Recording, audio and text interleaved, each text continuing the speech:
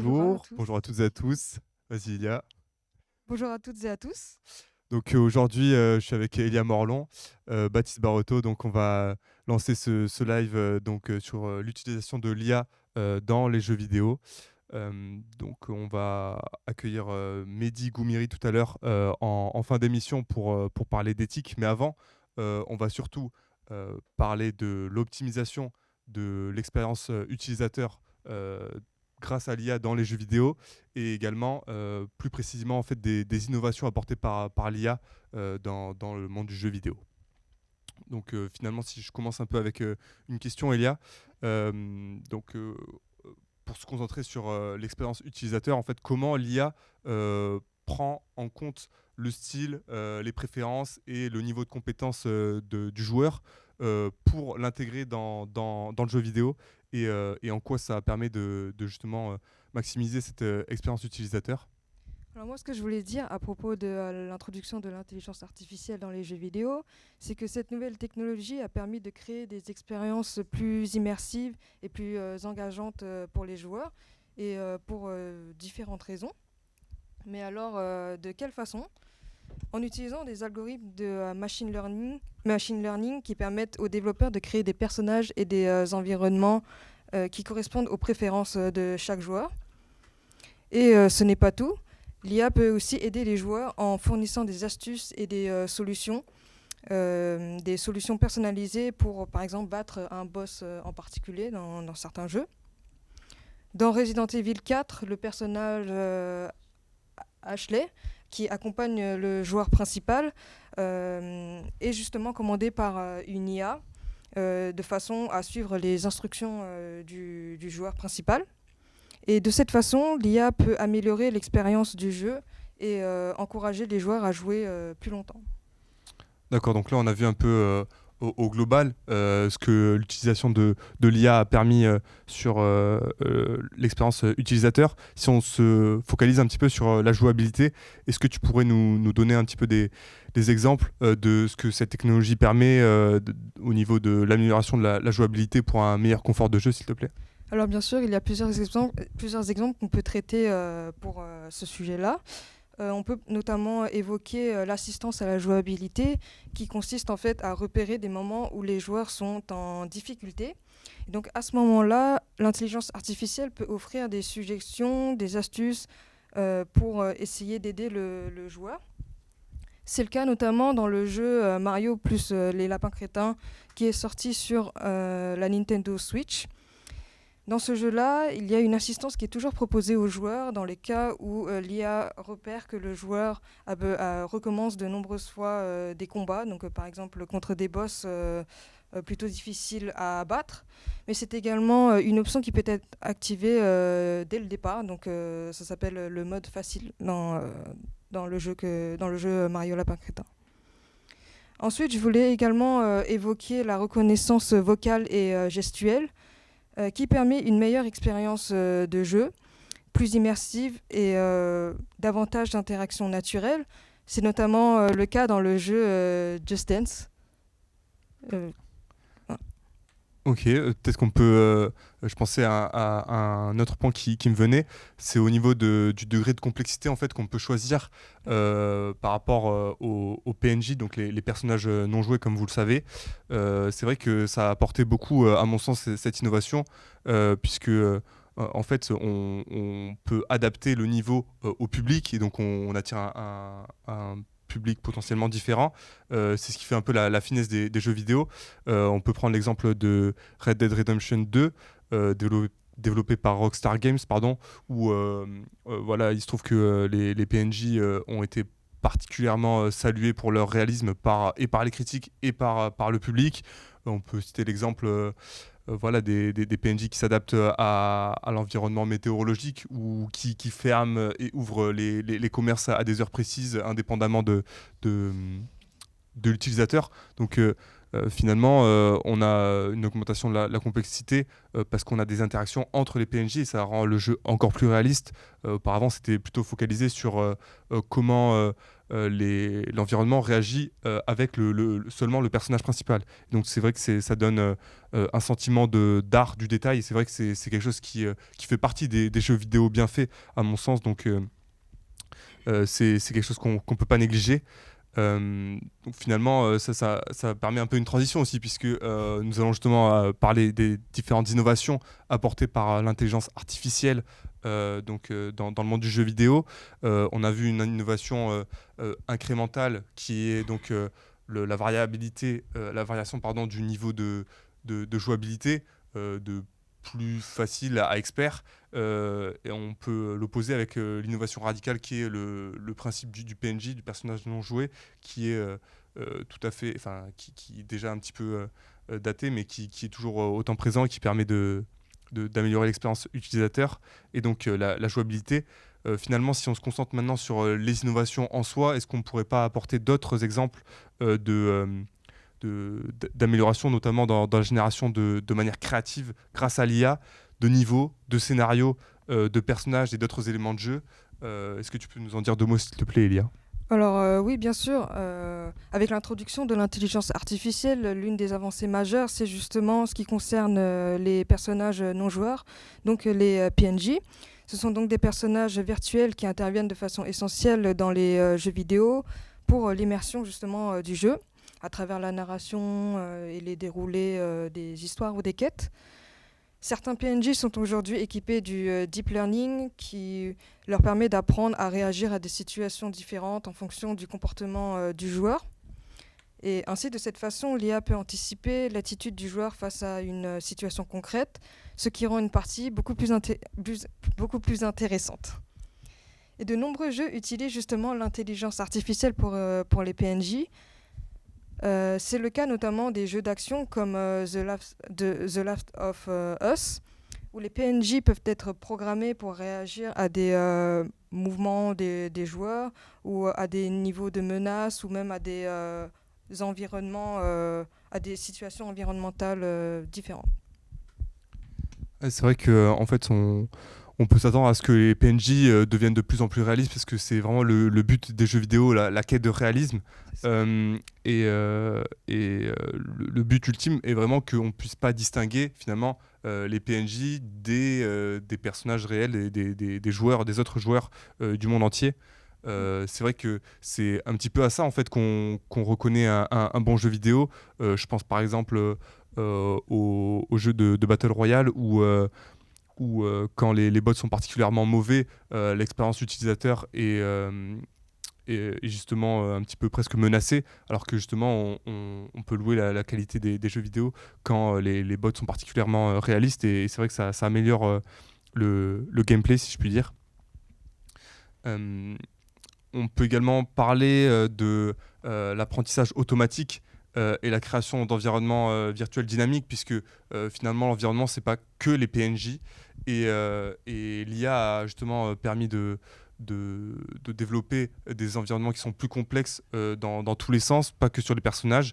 Est-ce que tu peux nous en dire deux mots, puisque maintenant ils sont plus dynamiques, plus immersifs? Alors bien sûr, moi je voulais surtout évoquer tout ce qui concerne la génération procédurale. Donc cela consiste à générer des mondes virtuels de façon aléatoire en fonction des règles qui sont déjà préétablies. Cela permet de créer des milliers d'environnements différents. Les atouts de cette méthode sont qu'elle permet de créer des mondes très vastes tout en incluant des quêtes, des missions, des personnages, et même des environnements. C'est le cas notamment avec le fameux jeu Minecraft qu'on a tous connu dans notre enfance. Effectivement.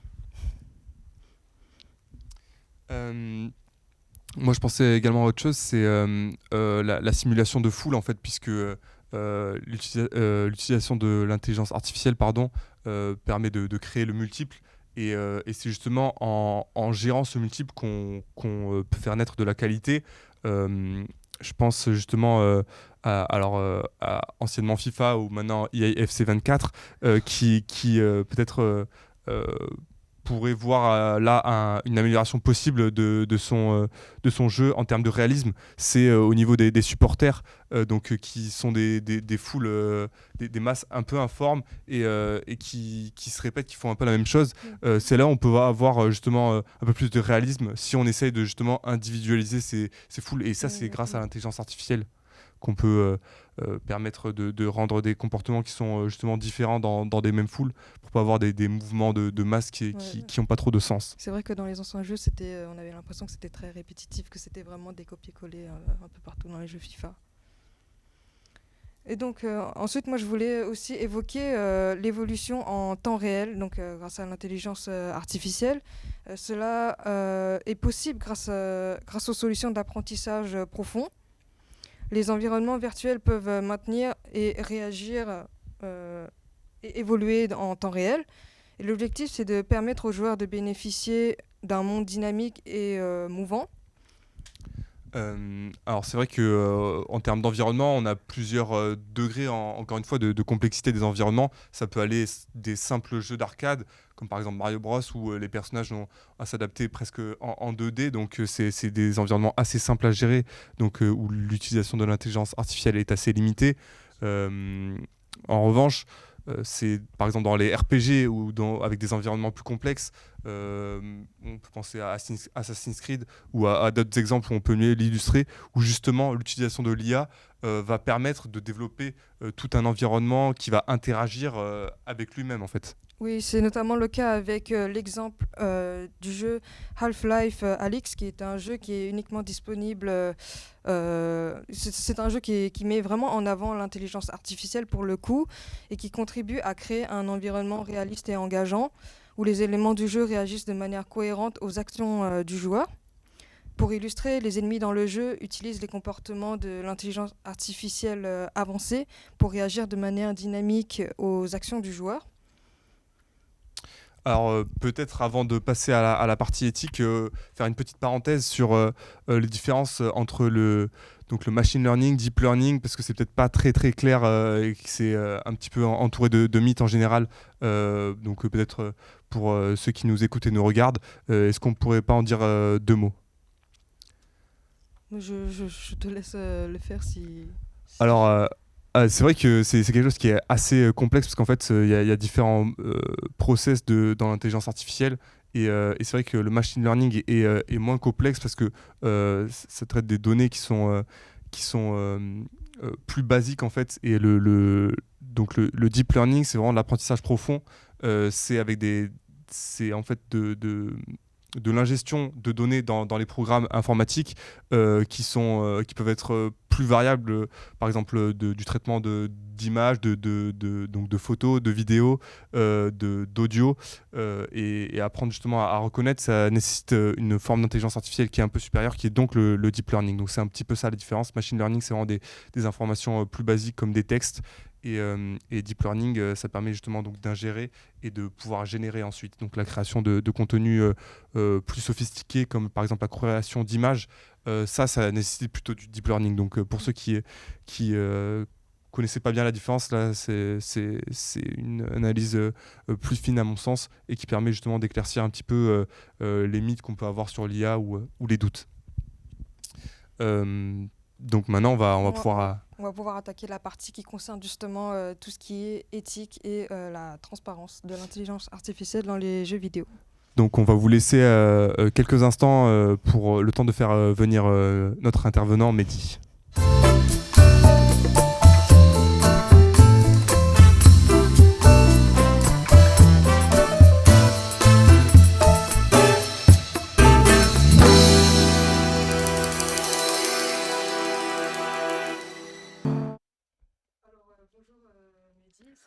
De t'accueillir dans cette émission. Salut, merci pour l'invitation, c'est très sympa. Alors, on avait plusieurs questions à te poser à propos de l'intelligence artificielle justement dans les jeux vidéo. Ouais. Alors, la première va concerner les risques d'addiction. Est-ce qu'il faut se méfier des risques d'addiction dans les jeux vidéo l'essor de l'utilisation de l'intelligence artificielle? Complètement, ouais. Il faut se méfier complètement parce que... alors, c'est un sujet vaste. En fait, en ce moment, il y a plusieurs styles de jeux qui sont en place à cette époque actuelle. Alors moi, j'ai commencé à jouer les jeux vidéo, ça fait peut-être 20 ans. Et c'était pas du tout comme ça. Et au fait, à l'époque, c'était que des jeux solo et il n'y avait pas vraiment ce problème-là. En ce moment, il y a ce problème-là qu'on doit, c'est bien d'y penser. Et en fait, il y a plusieurs styles de jeux. Il y a les jeux donc addictifs, il y a les jeux non addictifs. Les jeux solo ne sont pas addictifs. À mon avis, je ne sais pas si vous êtes d'accord.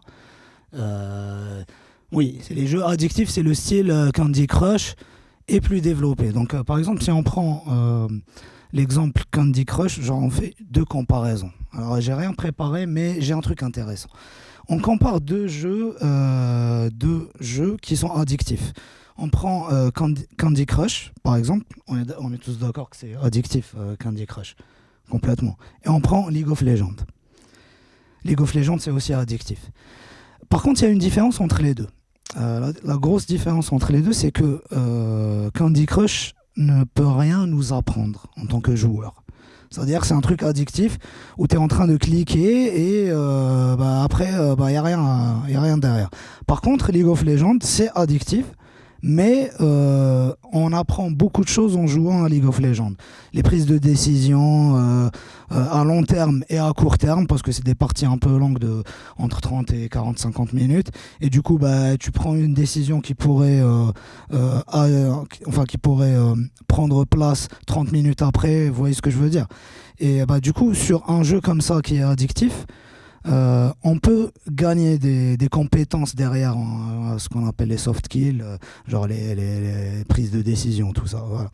Donc pour moi, il y a des jeux addictifs qui pourraient être bons, mais il ne faut pas en abuser quand même, parce qu'il y a aussi le meilleur jeu du monde qui est la vie.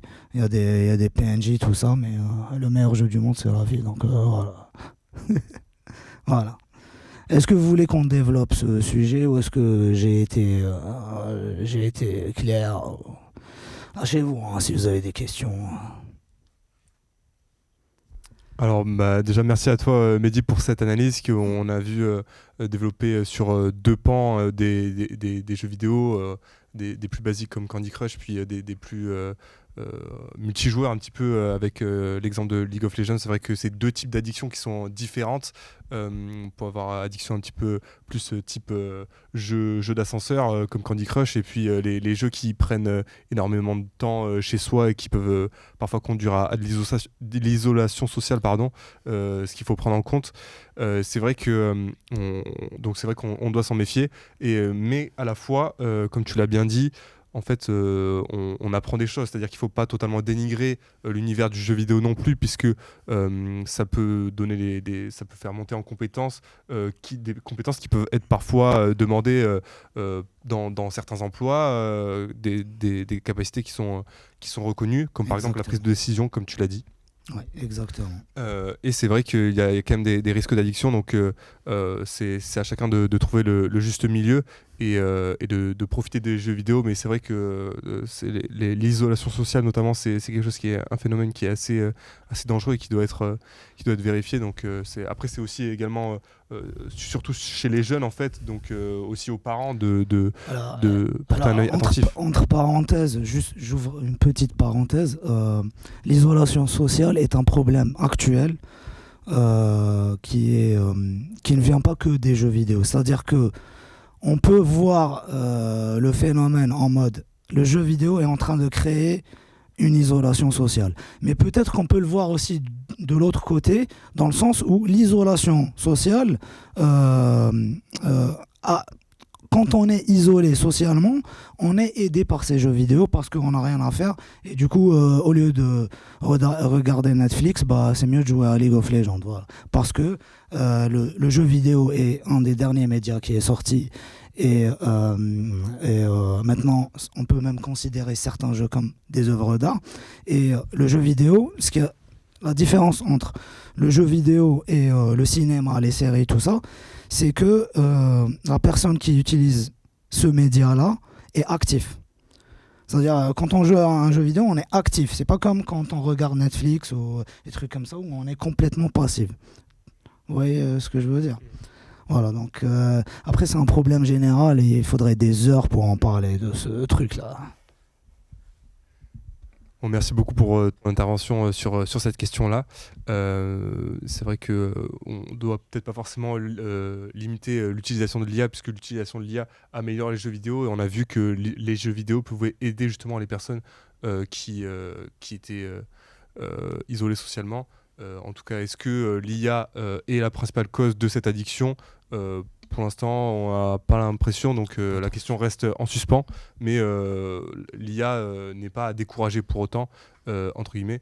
Et puis il y a aussi une question qui est un petit peu sous-estimée, c'est le fait que, justement, comme tu l'as dit, les personnes qui sont isolées socialement à cause des jeux vidéo, en fait, participent à un autre réseau social qui est le réseau sur les jeux vidéo. On voit beaucoup, par exemple, de Discord qui se crée entre amis, des gens qui sont liés qui sont de tous les coins de la France, par exemple, ou de la planète même. Ça peut développer des compétences en anglais. On voit beaucoup de gamers qui progressent en langue. Mais donc également juste simplement se créer des amitiés avec des gens qu'on n'aurait pas eu l'occasion de rencontrer dans la vraie vie. Donc bien sûr que la vraie vie est importante, mais ça ne veut pas dire qu'on doit exclure totalement les jeux vidéo non plus. Il faut juste savoir doser. Donc c'est pas une question de nature. Est-ce que les jeux vidéo sont bons ou pas? C'est à quel point doit-on utiliser les jeux vidéo? C'est plutôt ça la vraie question. Exactement, c'est une très bonne conclusion. Peut-être que je peux te laisser Elia poser la deuxième question et un petit peu surligner les enjeux qui vont avec. Très bien. Alors, la deuxième question va concerner les éléments de la vie. Donc, cette question est la suivante. Quels éléments de la vie faut-il laisser et quels éléments faut-il au contraire retirer? On pense notamment, par exemple, aux animaux qu'on ne voit jamais se reproduire dans les jeux vidéo.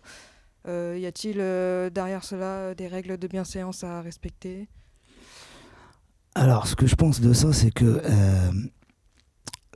au fait, je pense qu'on devrait mettre tout ça, mais que le sujet doit sortir une conclusion derrière. Alors, je vous prends un exemple, je t'en ai déjà parlé, je vous prends un exemple, pour moi, le meilleur jeu de tous les temps, qui est Silent Hill 2, qui est un jeu vraiment très très sombre, mais qui aborde, il aborde au fait par exemple les violences contre les femmes. Il aborde ce sujet-là d'une façon assez gore, mais je trouve qu'il fallait le faire comme ça pour pouvoir comprendre ce que vivent ces personnes-là. Donc pour moi, il ne faut pas enlever, au contraire, il faut mettre tous les aspects de la vie, mais que ça sert à quelque chose à la fin. C'est-à-dire que il faut qu'on gagne, parce que pour moi, quand on joue aux jeux vidéo, alors on s'amuse, ouais, d'un côté, ouais, mais aussi il faut qu'on apprenne des choses, comme j'ai dit tout à l'heure. Les jeux, par exemple League of Legends, tu apprends quelques soft skills comme prise de décision, le travail en équipe et tout. Il y a des jeux aussi solo où on apprend à ressentir ce que vivent certaines personnes sur des choses que nous on n'a pas vécues. Et du coup, au fait, si tu vas rencontrer après avoir par exemple joué à Silent Hill 2 qui aborde beaucoup de sujets, mais je parle par exemple du sujet de la violence contre les femmes, quand tu vois une femme qui a été violentée dans ce cas-là, tu pourrais peut-être, après avoir joué à ce jeu, comprendre mieux certains aspects de ce que vit cette personne-là. Donc pour moi, non, il faut complètement mettre tous les aspects de la vie, même les aspects les plus durs, à condition que on apprend quelque chose. Parce que, en fait, tu es en train de jouer à un jeu, tu vois des animaux s'accoupler sans raison, il n'y a pas de raison, tu vois. Je comprends pas pourquoi on mettrait ça. Mais par contre, si, je sais pas, je pourrais pas imaginer un truc où on pourrait apprendre quelque chose des animaux qui s'accouplent. Mais voilà. Pour l'exemple Silent Hill, je pense que vous m'avez compris. D'accord, merci beaucoup. Donc on a vu que l'intelligence artificielle a eu un impact phénoménal sur l'attractivité et la popularité des jeux vidéo en général, principalement grâce à l'amélioration nette du réalisme, ainsi qu'à la possibilité de créer des environnements bien plus vastes et complexes. Merci. Et puis c'est vrai qu'on a pu donc voir, si on résume un petit peu, en quoi l'intelligence artificielle a permis d'améliorer l'expérience utilisateur, les innovations apportées par l'intelligence artificielle dans le monde du jeu vidéo, et puis on a discuté des questions éthiques. Si je reviens un petit peu sur ce que tu as dit, c'est vrai qu'on ne souligne pas assez cette question d'empathie, et c'est vrai que ça manque un peu dans notre société peut-être, le fait de pouvoir se mettre à la place des autres, et les jeux vidéo permettent justement ça, un petit peu comme on le voit dans les films, et c'est pour ça que des fois, ce réalisme un petit peu cru manque, puisque on se censure, mais ça alimente cette frontière qu'il y a entre les individus, et parfois on se met pas assez à la place des autres, donc le fait de le vivre même au travers d'un jeu vidéo peut-être aider à comprendre. C'est ce que tu as voulu souligner en parlant presque d'interdire presque la censure dans le jeu vidéo pour Oui. montrer tout ce qui est tout ce qui fait partie de la vie finalement. Donc la leçon à retenir, c'est quoi? C'est du gore, pourquoi pas, tant que c'est bien fait, tant que c'est bien amené, qu'il y a un message derrière, un petit peu comme dans les films en fait. Donc si on considère le jeu vidéo comme un art, il y a des messages à faire passer, il y a de l'empathie à aller chercher pour rendre notre société meilleure. Donc il y a des vrais objectifs derrière. Les jeux vidéo, c'est pas que pour s'amuser. C'est vrai qu'il y a des mythes qu'on peut encore casser. Si on peut on peut en casser aujourd'hui des mythes, ce sera pas mal. Peut-être pour nuancer un peu ton propos, peut-être qu'on peut pas tout montrer non plus à tous les publics, puisque voilà, on sait que en fait, concrètement, la leçon, c'est respecter quand il y a écrit Peggy 18. Ah C'est oui, vraiment, bien sûr. Ah oui. surtout si on montre des choses gore, on sait que c'est des choses qui sont prises un peu à la légère, des fois moquer les limites d'âge, mais non, il y a des gens qui pensent derrière et qui se disent qu'il peut y avoir un impact qu'on sous-estime pas. Donc évidemment qu'on pourrait montrer des choses, mais pas à tous les publics, encore une fois, notamment les enfants qui sont encore dans une phase, le cerveau qui est encore dans une phase d'adaptation, et il ne faut pas donner toutes les informations à la fois, sinon ça peut causer des traumatismes graves et avoir des impacts sur l'âge adulte notamment. Donc finalement, apprendre en considération et toujours à mettre avec des conditions, c'est cette utilisation de cette implémentation de la vie réelle et l'utilisation de l'intelligence artificielle pour l'amener.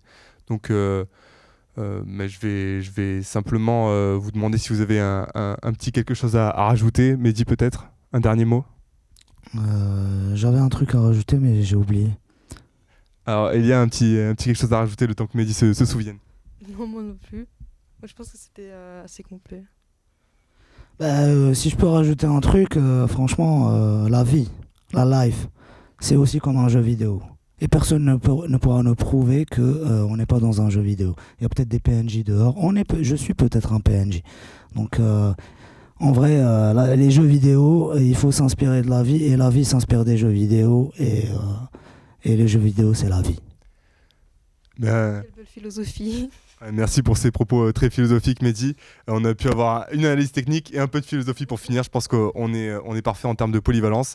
Un grand merci à toi, Mehdi, pour avoir pu intervenir et Avec plaisir. Pour avoir pu aussi assurer en régie, parce que tu es notre régisseur habituel. Donc c'est toujours un plaisir de travailler avec toi.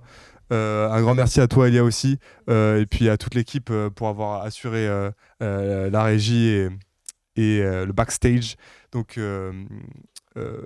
finalement, je vais vous souhaiter une bonne journée. Retrouvez-nous pour le tournoi FIFA jeudi prochain. Merci à tous pour avoir regardé cette émission. J'espère et on espère qu'elle vous aura plu. À la prochaine.